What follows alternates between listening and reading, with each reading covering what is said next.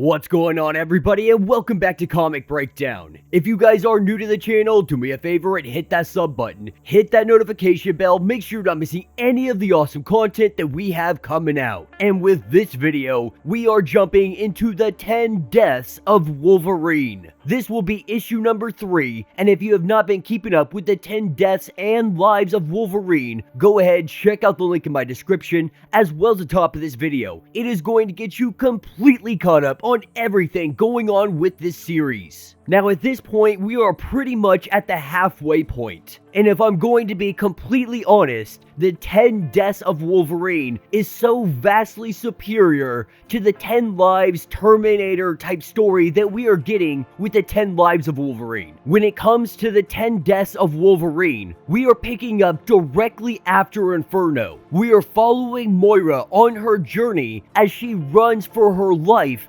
from Mystique. And this issue specifically, it really has huge ramifications for what the future holds for the world of Krakoa. For our new mutant nation, we are going to see it all defined on what happens with Moira. This issue really seems to be the beginning of the end. Now be sure to buy the comics, support the industry, and with that being said, let's dive into this breakdown. Alright gang, so as we dive into issue number 3, we are picking up with Laura aka Wolverine and Scout. And as they are making their way through Krakoa, this is where they are met by Charles Xavier. And though Xavier does sneak up on Wolverine, if Charles had actually been in his regular form, he probably might have gotten diced up here. But lucky for him, this is just a projection, and he has come to Wolverine to seek some kind of help. Because right now, with Logan currently busy doing his Terminator thing, we have Omega Wolverine appearing out of nowhere, hatching directly from the heart of Krakoa. This Omega Wolverine is out there causing all kinds of mayhem. Not sure what his end goal will be. Charles Xavier wants Laura to go and track down this Omega Wolverine. With Logan currently preoccupied, Laura is the one individual he wants to turn to. Because if you are gonna hunt a Wolverine, why not send a Wolverine to do the hunting? And from the treetops, this is where we see Scout coming down with her one claw on top of Charles, and letting him know that it is going to be Wolverines that are hunting the Wolverine. And this is what's going to take us to a campus in California. And we have this more or less tech billionaire who is about to give a speech, letting his shareholders know what is in store for the next quarter, so on and so forth. You know, it's just that typical Silicon Valley stuff. But we see Dolores come up, Dolores from the CIA, letting him know that his life could be in danger, that Moira could be coming and looking for him, that there is a threat against his life. And so the CIA, they want to take him into protection. Now, of course, this is something that he is not willing to do. His shareholders, they want to hear what is coming up. He is about to do a huge reveal on what is next for his company. And so because of this, he declines the CIA's offer to give him protection. And so the only thing the CIA can do is protect the perimeter, ensure that no one gets in here that shouldn't be here. And on the outside of the building, this is where we see a squad car pulling up, lights blaring, and stepping out of that car is Omega Wolverine. Crashing through their barricades,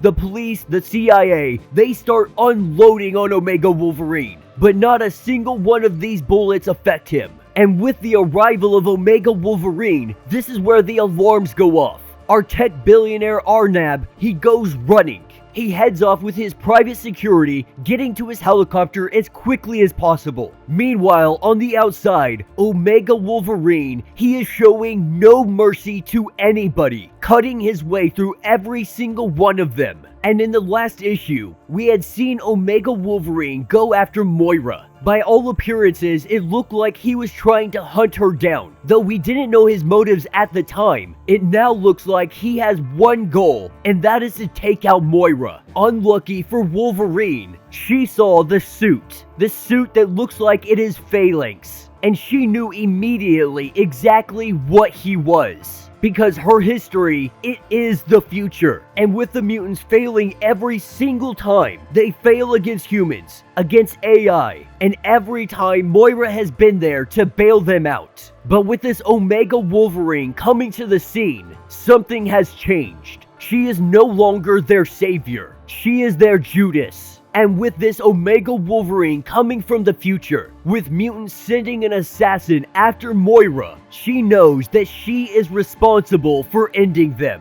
And in a very weird way, this gives Moira hope. That hope that she is able to survive through everything that is currently going on. And while Wolverine is currently preoccupied at this campus, we have our tech billionaire. He is in his helicopter and he is flying to a safe location. And this is exactly what Moira had anticipated to happen. She is the one that called in the threat to the CIA. She let them know that something was going to be there, knowing they would evacuate this guy to this location. This is where Moira is able to grab him, because after everything she's experienced so far since the Inferno event, she has learned one thing. And that is, if mutants are coming for her, if it's 100 years from now, if it's 1,000 years from now, that means that she is on the right path. And so grabbing Arnab and putting him hostage, this is where she takes the opportunity to try to break things down for him, to let him know that Omega Wolverine is after us. He is hunting us down, and if we don't work together, both of us are going to end up dead. Giving him a little bit of evidence, they turn on the news channels, and this is where they have a perfect image of Omega Wolverine. Now, of course, our tech billionaire, he doesn't really understand what is going on right now. But Moira is about to fill him in and lets him know the fact that they are after us right now means what we are about to do, it works. And so we are going to win this. We are going to survive because we have already won. Meanwhile, back at the campus, Omega Wolverine, he has his hands freaking full with the CIA after him. He is trying to let them know that they need to get out of his way. He is not going to let anybody or anything stop him. And this is where we see Laura enter the scene. With her coming in, Wolverine lets her know that if I have to kill you, I will. Letting her know that she can come back to the dead right now. Later on, you won't be able to do so. And then we have Scout jumping on his back. Omega Wolverine throws her off.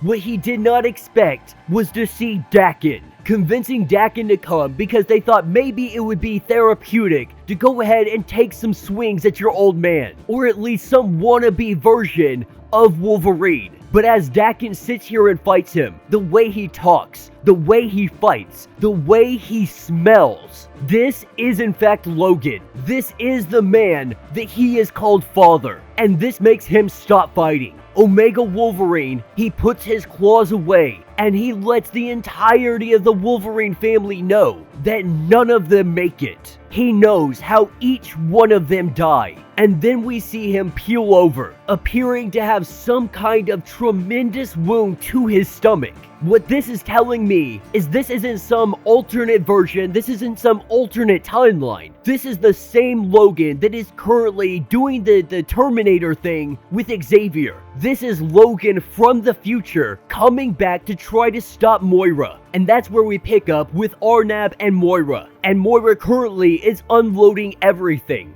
Everything she knows about mutants, at least from her perspective. And as the tech billionaire, he sat there and he listened to the entire story. Most of it probably seeming very unbelievable, but a man of science. In this laboratory, everything that they have seen up to this point, it's not out of the realm of possibility. And once she had finished talking, he sat there for a minute, he took all of the information in, and then he told her, let's get to work. Because Moira, what she plans to do is save the world from mutants. And the two of them working together, working day and night, not leaving this laboratory, they get to work on creating what comes next. Specializing in the fields of robotics, the two of them work together, and what it appears that they are creating is an Omega Sentinel. And they're also talking about trying to put her consciousness into this robot. And so what we could see is Moira Sentinel. Of course, there are definitely some ethical questions on if we are playing God. Should we continue down this road?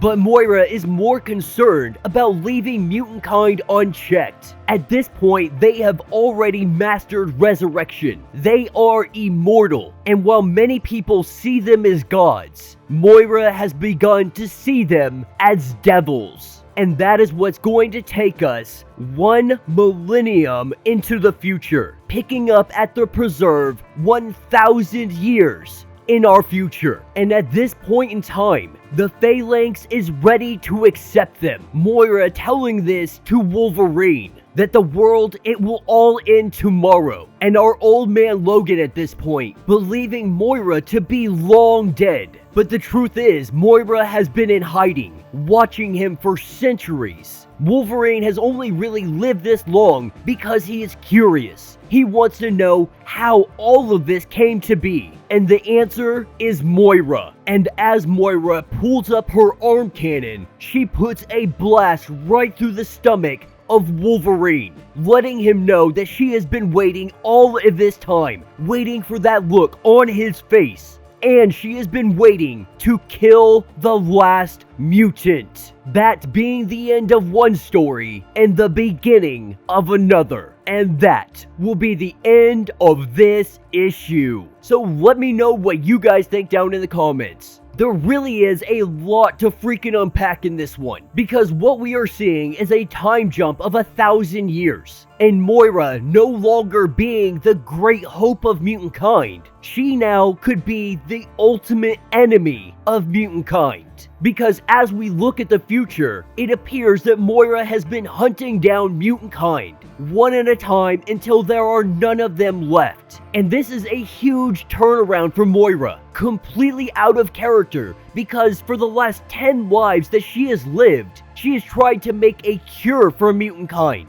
She has done this in an attempt to bring mutant kind into their ascension, because with the Phalanx, they won't accept mutants. Giving them the cure, mutant kind would be able to come on board and everyone would ascend together. But now it appears that Moira has no taste of bringing them along. In fact, she has every intention of wiping the world clean of mutant kind. And of course, there are still many questions that are just unanswered, like Omega Sentinel. We found out Omega Sentinel, at least the one currently here, helping Orcus. She comes from an alternate timeline. Not sure if she comes from another life that Moira had led, or if she comes from somewhere else that really hasn't been defined yet. But we do know, in Moira's 10th life, the life that she is currently living, in the future 1,000 years, she is responsible for getting rid of all mutant kind. And it appears that our Omega Wolverine, she thought that she had killed him, blasting a hole through his stomach. That was just the beginning of a new story. It is still yet to be revealed how Omega Wolverine was able to survive that blast, how he was able to get the suit that he was wearing, and how he was able to traverse time. And so while there are still so many things that are left unanswered, this story is propelling us forward. We are finally starting to close in on what could be the end of mutant kind. Honestly, I do see this story ending with maybe Moira somehow getting her powers back. The power of reincarnation. I think this is all going to come to a head with mutant kind losing, Moira somehow getting her powers back, and them killing her so that the world can restart. So that mutant kind can get another opportunity, another chance at survival. And with only 2 more issues left, and our Destiny line coming up in the near future, we are no longer messing around with all of the craziness that is out in the universe. Though we really haven't focused on Mars or anything going on there. There have been so many things building up against mutant kind. But all of that, it really doesn't matter in comparison to Moira and the threat that she poses to all of mutant kind now. And while it was a very quick switch, we saw Moira going from being the savior to all of mutant kind to now being the greatest enemy that they have ever faced. Because she knows them better than anybody. Hundreds of years spent trying to save mutant kind, and she is finally done. She is finally ready to extinguish and make them extinct. You know, I always say that when you introduce time travel into a story, you have a real big opportunity of messing things up, of really screwing up the continuity of what you have built up, you know, over the last 2 years essentially with these X-Men comics. But if they do this right, it could be very interesting. My biggest question coming away from this is Omega Sentinel. What freaking timeline does she come from? Because she comes from a timeline where the mutants win, where the AI and humans fail, and mutant kind is able to rise. We know that is not the current timeline, because we have already jumped 1,000 years into the future, and we have seen that mutant kind, they fail. But let me know your thoughts, let me know your theories. If you have not yet, do me a favor, hit that sub button, hit that notification bell, make sure you're not missing any of the awesome content that we have coming out, and until the next breakdown.